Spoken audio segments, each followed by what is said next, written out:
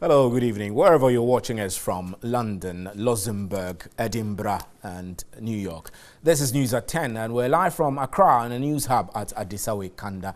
You can also get interactive with us on Facebook, on our streaming live on our Facebook page and also at 3news.com. Let's start with the major news highlights of the day. The Asante Achim Agogo Traditional Council in the Ashanti region has warned against the lease of land to nomadic herdsmen at Agogo as pressure mounts to get them evicted from the area. Queen Mother of Agogo, Nana Drabing Afrakuma Kisi Obuodum, says the traditional authority backs the youth to fight what she describes as the cruelty, lawlessness and impunity of the nomads.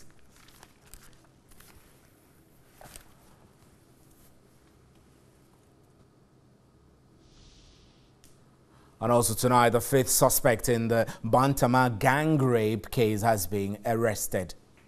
The four other accused persons were today remanded in juvenile cells to reappear in court on Wednesday, January 17.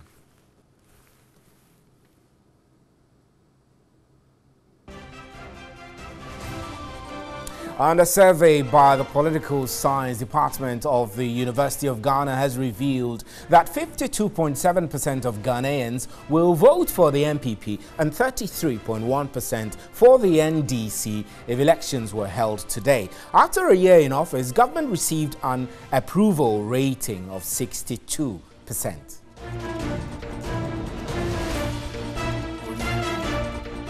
And inflation for December last year was 11.8%, up by 0.1 percentage point from the 11.7% reported in November. This means the country's inflation in 2017 was 11.8% compared to government's end-of-year projection of 11.2%.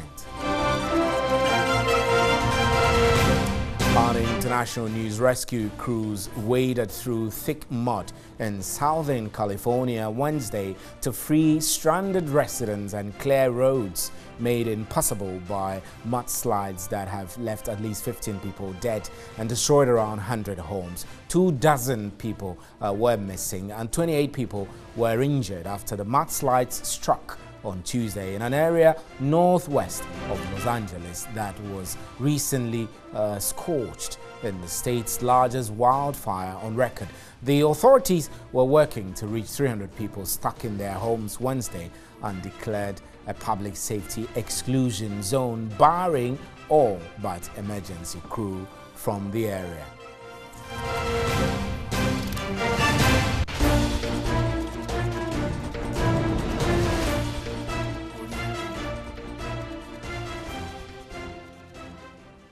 Those were our major news highlights. Remember, we're live on 3FM 92.7 and you can follow our live stream on Facebook as well as 3news.com. Up next is the big one.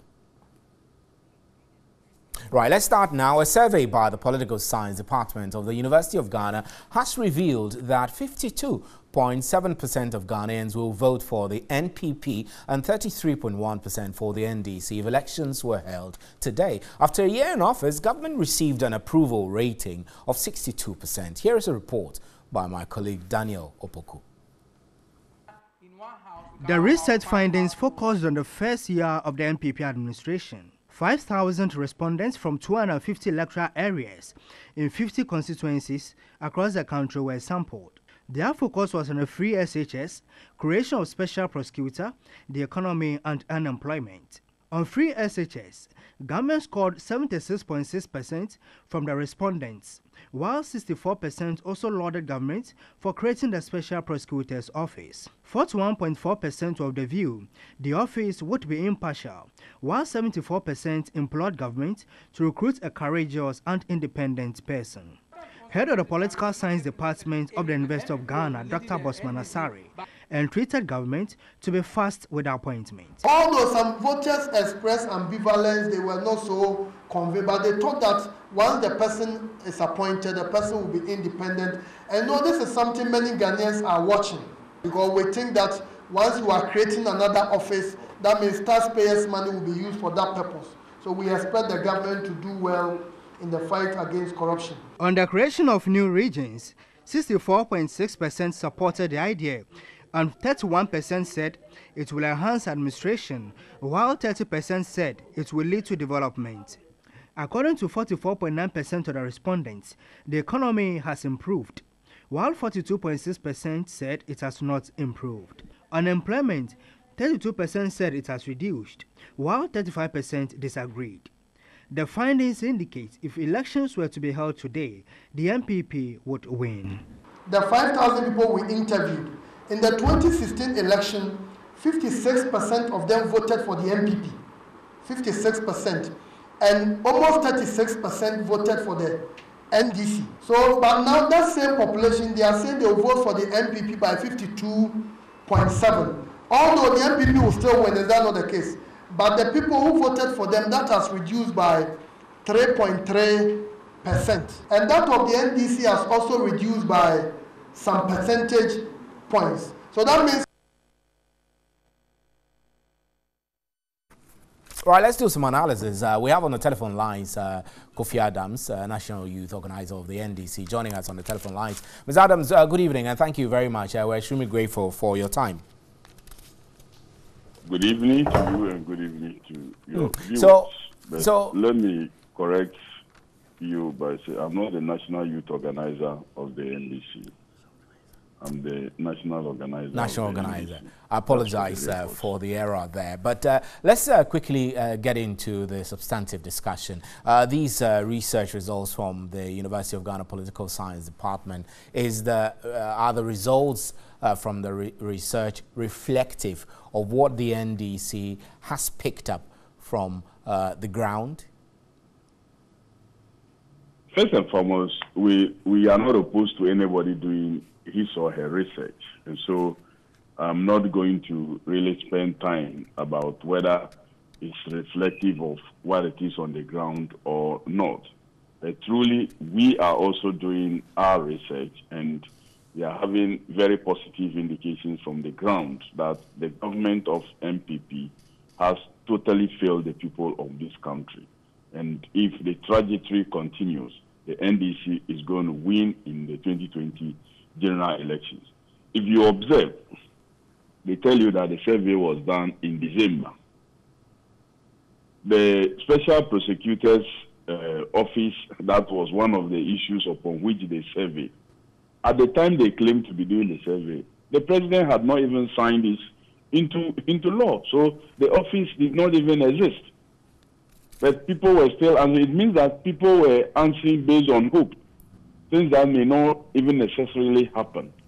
But clearly, for 56% of people who voted for MPP to be polled, and only 52% of that will indicate that they will vote MPP if elections were held today. It should tell you that the MPP is losing steam, MPP is losing support, MPP is gradually becoming very, very unpopular. In such a short time, when you have a president that have just done 1 year, that has a possibility of running again. If you come to the NDC, it is understandable that we have not had any of our elections, even at the branch level. We have not had elections at constituency levels. We have not had elections at regional or national level. And we have not fully decided on the flag bearer.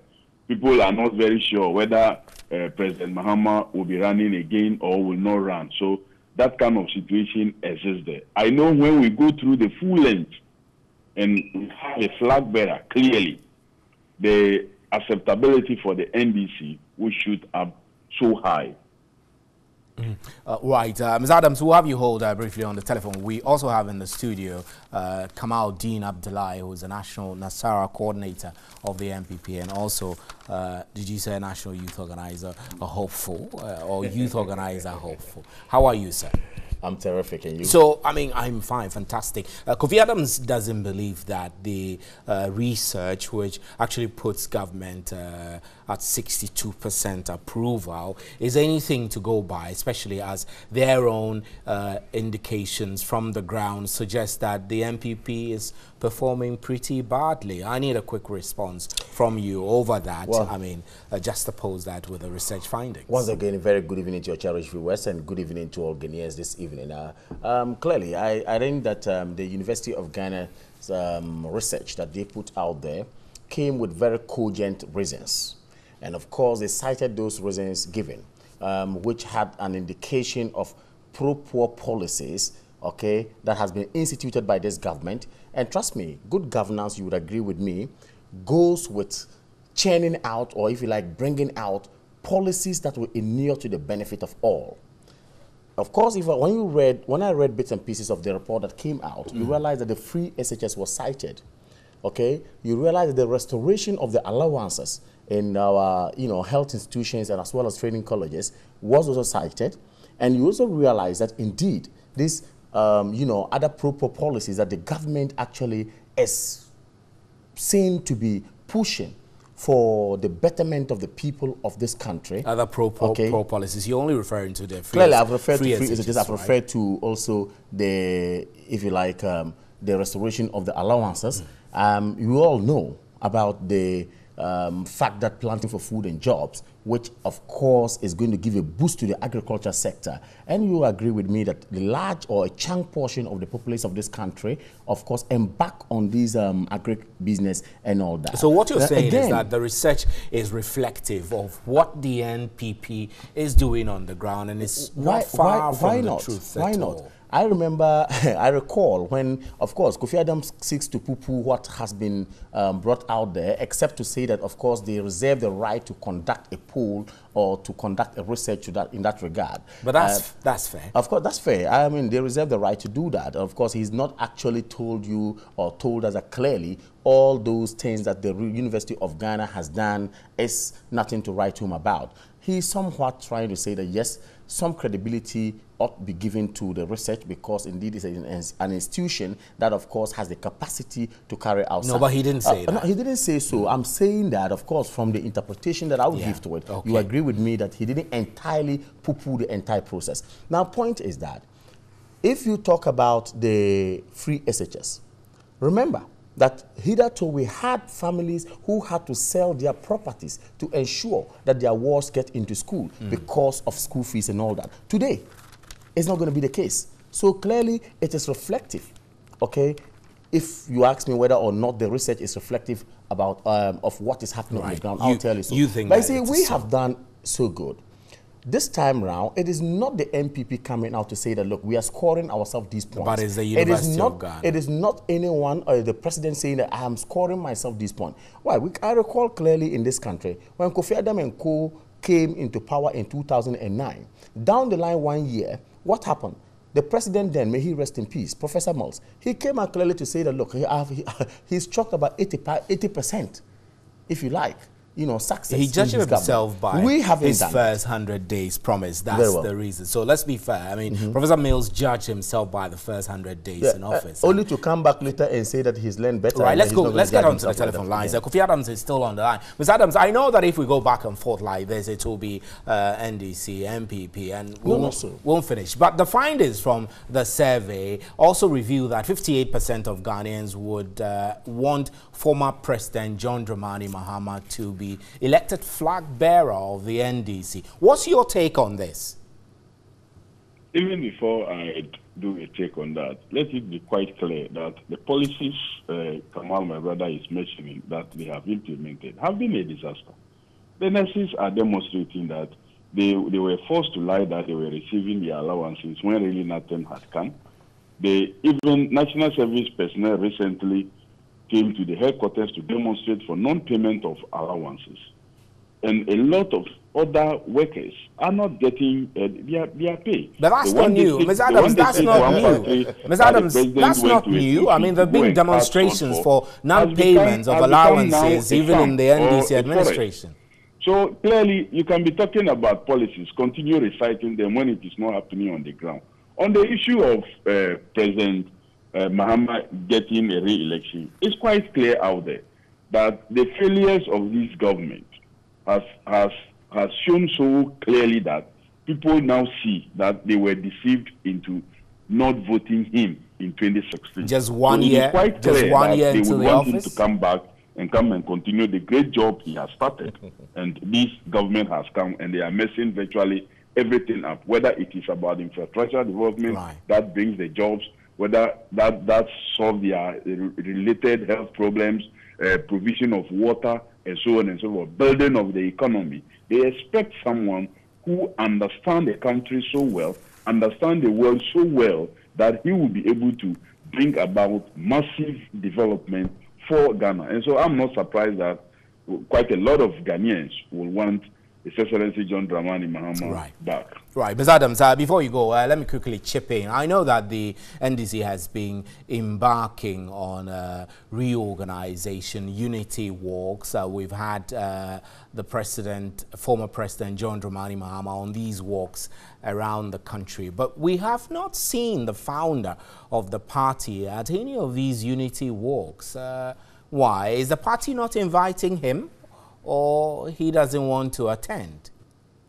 So, I have attended only one walk that was done in Accra. The national chairman has attended only one, which was done in Accra. The general secretary have done only one, which was done in Tamale. A lot of other officers have really not been able to attend. And I believe that at the right time, when time allows, His Excellency, our former president, will join this activity. But that does not mean that he doesn't believe in the party aggregating and doing such things. Of course, our former president is the chairman of the Council of Elders. The elders have gone around the country to do a number of assignments. He has not been in the field himself. It doesn't mean that he doesn't believe in what the members of the Council of Elders are doing across the country. Right. Ms. Adams, we are grateful for your time. Thank you very much. Kofi Adams is a national organizer of the NDC, the opposition NDC. Kamal Dean is still here, the national coordinator of the NPP. Kamal Dean, Kofi Adams raised quite a number of issues which more like challenged the acceptance of the positive achievements that you claim. I mean, there have been demonstrations for national service allowance. There have been some nurses who say that they haven't been giving anything. Some people were promised, others didn't get. I mean, these are clear negatives that are affecting your party's so-called success. I wouldn't like to continue, if you like, repeating my good self this evening. But is it a fact that there has been a restoration out there which hitherto did not exist? If there was a cancellation and a government of the day comes to say that we are sensitive to the plight of the people, and therefore we thought that we needed to mitigate, the suffering of the people. There's also a fact that others have not received their money. No, the point is that there has been a holistic policy which, of course, goes to benefit the students who are supposed to be in this institution. There has been a restoration. Is it a fact also that the free SHS has been rolled out? Is it a fact that indeed Galamsey fight, which of course the media today are all on board to ensure that our environment becomes friendly to all You're talking about these facts without accepting that there are being challenges no, also. Of course, why not? You're not going to have 100%. Point is that you need to take a bold step to introduce or to bring, if you like, very good policies that will go a long way to help these people or to help the people of this country, which the President of the Republic of Ghana, Nana Addo Dankwa Akufo-Addo, has done. He's been bold enough, courageous enough to say, look, the Zongo Development Fund bill ought to be passed. Let's push Parliament we the executive, let's push the legislative arm of government to pass this bill. And what is going to happen? This is a proper policy. We're going to have a fund that is going to help deprived communities, if you like, develop now or seeing development today. And today, if the UG sits down to say, look, we've done our research, per what we've had in 1 year, we think that this positive trend, if it continues, this is the way the government is going to go. And if elections were held today, the government of the day is going to be given the confidence, reposed in them by the people, repeated again. So clearly, I think that, yes, you can say what you want, you can say whatever, but we are concerning ourselves to the good governance system of this country, and we are going to ensure that the youth of this country are given a brighter future and not a bleak future. We will never do that. We're grateful for your time. Of course, elections are not going to be held today. I mean, that's the reality. So, thank you very much. Thank you so much, too. Thank you for having me. I know researchers have a way of upping the expectations of political parties, but I'm Stephen Anti, and you're watching News at 10. We're also live on 3FM 92.7, and you can follow us on our Facebook page and our live stream at 3news.com. We have more news for you. Please stay. Right, let's do this one story before the break. Majority of Ghanaians have expressed misgivings about the appointment of the chair of the Electoral Commission. According to a report by the Center for Media Analysis, Charlotte Osei is highly mistrusted by Ghanaians. The following is a News Desk report. These are very raw rankings by your outfit. Incompetence, 22%, public mistrust, 21%, sexual inducement, 20%, corruptible character, 18%, political bias, 19%. Let me start off first by asking why you'd want to release such a report, the timing of it, when you know fully well that the EC boss and her two deputies are currently before the Judicial Committee set up by the Chief Justice. Thank you very much. It is actually this committee or this ongoing probe that constitutes our objective for this study, in the sense that the moment these financial allegations were leveled against the EC chair, certain opinion leaders were of the view that it is politically motivated to actually get her out of office. So we start asking this scientific question: what could have led to that? The only possible mechanisms that could have led to this way of thinking or mindset is how this Mrs. Charlotte Osei has been framed in the media. Framing is a very critical tool when it comes to how the media wants us to perceive or think about an object, about an entity, about a personality. Now, when you look at all the news content that were analyzed, the EC chair was framed in a highly negative context, one way or the other. And I must say specifically, this report goes a long way to even exonerate Mrs. Charlotte Osei for the fact that she was unduly and unfairly framed. So Center for Media Analysis is actually urging opinion leaders, political parties, organizations to be mindful of our choice of words, how we construct statements to frame contents or image about organizations and the high-end reputation of our leaders. The EC boss is currently facing the Judicial Committee. Their findings currently ongoing, you know, the investigations ongoing. Exactly. Herself and her two deputies. Yes. Now, you come out with this report, which is very damning of the perception of the EC boss. What will this report do to the committee? Yes, this report, let me read. CMA is of the view that unnecessary framing of institutions and individuals could act as a trigger for socio-political conflicts and should be avoided. For instance, because of this frame, you rightly said that there were different views in relation to the appointment, and that led to the frames. So no matter how we disagree, Center for Media Analysis is cautioning that we should be mindful of how we select the phraseology that we use to construct a particular frame within which we expect the public to perceive. Physiology of a particular frame to construct. I don't understand, seriously. For instance, for every news item that we write, let me say this: every sentence has what we call subject and predicate. And each of these constitute or contribute to national discourses.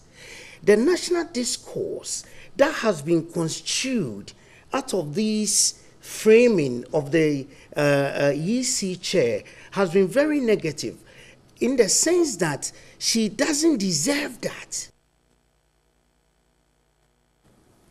This is still news at 10. We're live from the News Hub at Adisawe Kanda. Please stay with us.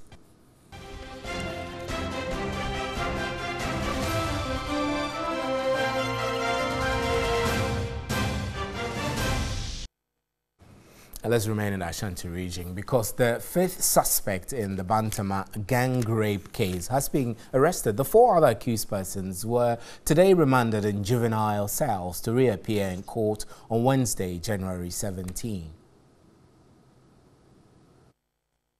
The 5 suspects are among 7 boys accused of sexually assaulting a teenage girl at Bantama in Kumasi. The Asukwa Juvenile Court, presided over by His Worship Peter Opombwahene, remanded the suspect after the prosecutor told the court investigations had not been concluded and that he would need more time. Lawyer for the juvenile suspect, John Boama, confirmed the arrest of the 5th suspect. Someone else has also been arrested and that person is duly also represented. The person has legal representation. The juveniles have been asked to go back to the juvenile cells to come back next week. We are waiting for the prosecution. Relatives of the suspect thronged the court premises to witness the proceedings. This is the 4th time the suspects have been remanded. And that's it for News at 10. Thank you very much for staying with us. I'm Stephen Enti. On behalf of the crew, good night. There is more news at 3news.com.